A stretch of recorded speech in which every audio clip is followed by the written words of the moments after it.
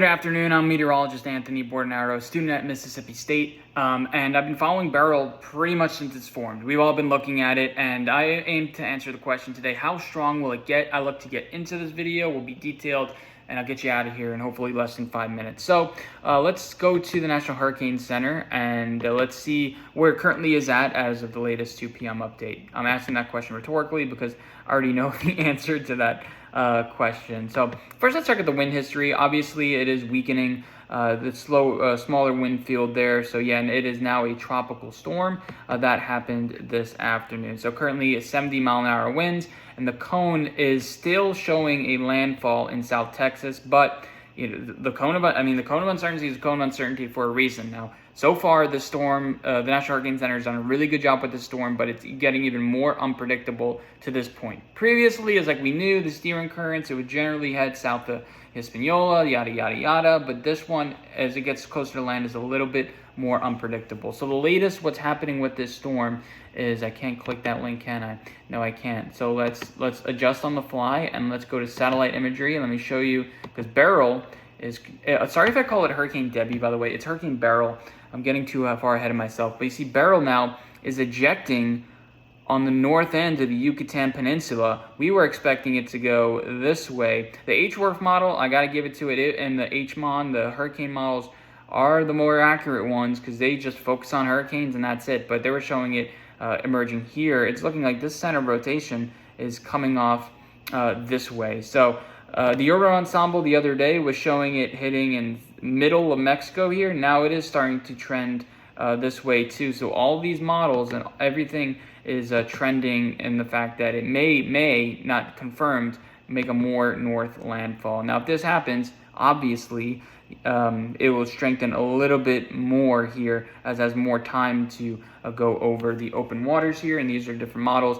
Now remember, these models were South Texas and even further in Mexico just the other day. So the trend is further north, but it doesn't mean it'll keep on trending this way. It just looks like that is now the consensus to what is actually going to happen. So we are monitoring that could slow down the storm is moisture. So believe it or not, it is right now in a pretty good wind field here, moisture field here. But notice all this dry air right here, and it's some shear too, but all that wind will start wrapping around, and take a look at this, entering its core potentially. Now all models are showing this, but potentially getting into its core, and it will be harder to re-strengthen. In this scenario, it'll only be a Cat 1 at landfall. But if you take a look at the hurricane models, which are generally doing a better job so far, if it develops this moisture field all around it, it'll potentially strengthen into a Cat 2. And then if it starts lingering around the water around here, I'm not going to use the major hurricane word because that would be just hype.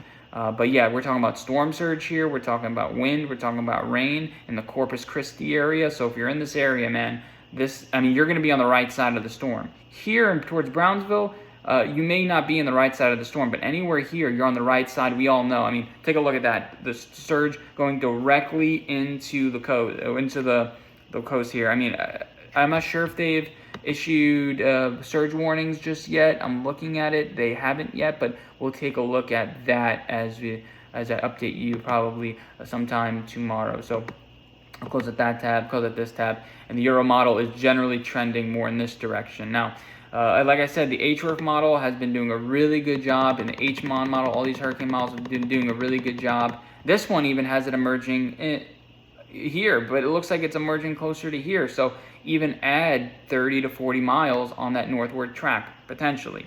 So that is currently what's going on. Let's zoom out, and we can zoom out with the HWRF model. Let's go to the GFS. And yeah, all these models are now kind of picking up, emerging from there in that direction. Now, the last thing I want to show you is the shear, because the shear tendency, I would say, is a little bit less than what we initially would thought. This is the upper level winds. Here's the wind shear. It'll impart south to north shear. Now, storms flow counterclockwise like this, so this is obviously not in the right direction per se, but storms like to have a good clockwise outflow. So there's just minor details there.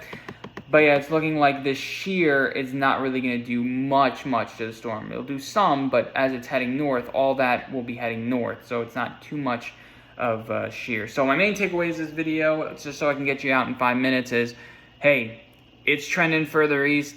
Hey, Louisiana, you're going to get some rip currents and stuff, maybe some rain, but I don't foresee right now cold takes exposed that keep on curving in that direction.